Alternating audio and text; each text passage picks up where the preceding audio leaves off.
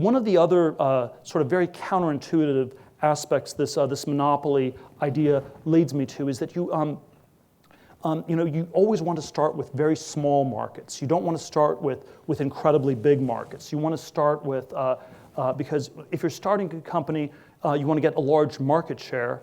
And since you always start small, you ideally go after a small market first and take over that market in one way or another.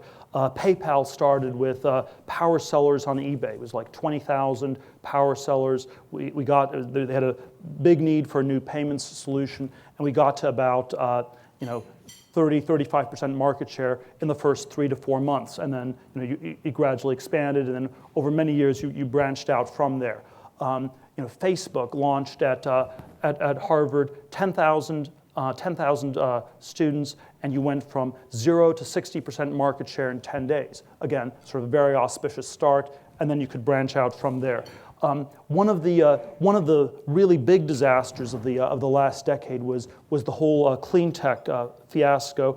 And I think there's sort of many different things that went wrong. I think failure is often very over-determined. You don't normally fail for just one reason. You fail for like 5 different reasons, and that's why you normally don't learn a lot from failure. It's sort of very overrated, I think, because you end up you only learn one of the reasons you failed, not the other 4. But one of the things that went wrong systematically with the clean tech companies was that they badly misjudged the market. And every sort of PowerPoint presentation that you saw in the period 2005 to 2008, first 1 or 2 slides was, we have this giant market. It's much bigger than anything on the internet ever was. It's measured in hundreds of billions or trillions of dollars. It's this market called energy.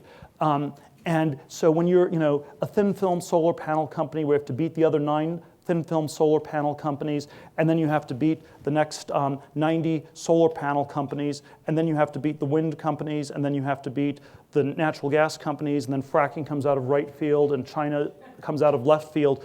When you're a minnow in a vast ocean, that is not the place you want to be. There's no such thing as an empty ocean, and you have no idea what you're going to encounter, and that's the kind of thing that I think we want to always try to systematically avoid in one way or another.